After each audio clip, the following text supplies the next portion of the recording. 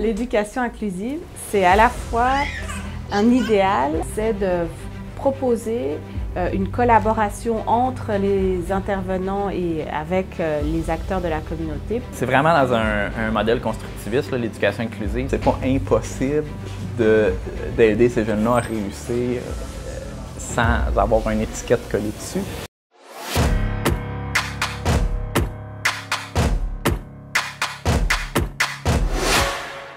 Voilà, donc mon nom c'est Christophe Kabindi-Giri.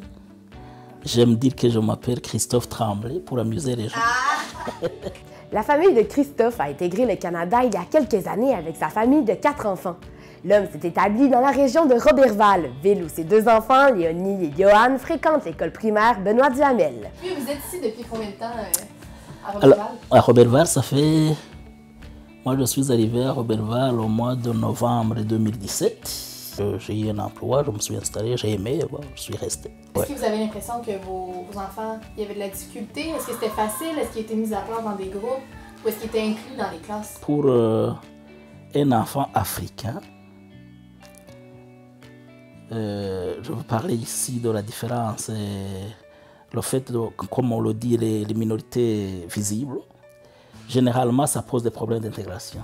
Mais je ne pense pas, si on les met de côté uniquement parce que ce qu'ils sont, ça risque d'aggraver cette histoire. Parce qu'il faut qu'on le dise, les enfants, parfois il y a des enfants qui leur parlent de ça. Je vais vous donner un exemple. Par exemple, mon garçon là qui me dit un jour, il était en train de jouer et un garçon lui dit, mais toi, tu es minoritaire ici. Et lui dit, si tu viens en Afrique, tu seras minoritaire. Vous comprenez? Ce n'est pas n'importe quel enfant qui aurait pu répliquer comme ça. C'est parce que, alors, si on le met chaque fois de côté, il peut se sentir, ça peut avoir des effets, je pense, perturbateurs par rapport à sa formation. Ce n'est pas qu'au culturel que l'éducation inclusive joue un rôle important.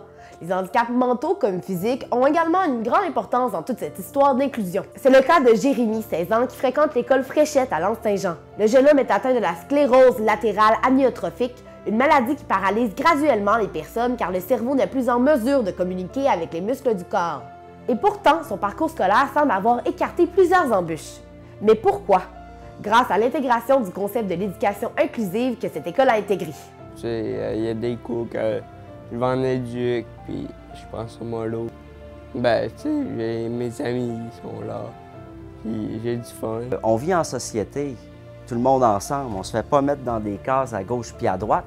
Puis l'école est un premier modèle de société pour nos jeunes, les générations de demain quand même. Fait que, moi, de ce point de vue-là, je pense que c'est super important, justement, de donner des beaux modèles d'inclusion. Puis en même temps, on enseigne et on éduque aux autres élèves qui participent à cette inclusion-là. Parce qu'on a eu des élèves en déficience intellectuelle ou un élève, exemple, qui a une trisomie, mais qui a été inclus dans son groupe au régulier, et ça jusqu'à l'âge de 15 ans au secondaire. Bien, le jeune, il apprend à ses collègues aussi à accepter la différence, à être bienveillant, à faire l'entraide. Le désir d'inclusion est un objectif commun que plusieurs intervenants du système québécois partagent.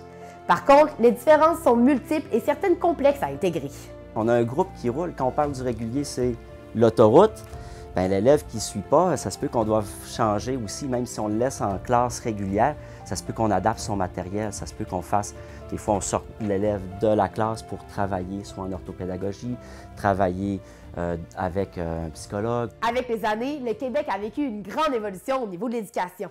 1950, modernisation du système scolaire. 1965, le rapport parent.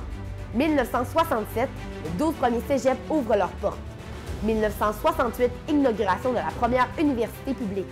2016, 93% des établissements d'enseignement post-secondaire canadiens offrent des cours en ligne et à distance. Mais en 2020, est-ce que ce sera au tour de l'éducation inclusive de marquer l'histoire de l'éducation au Québec?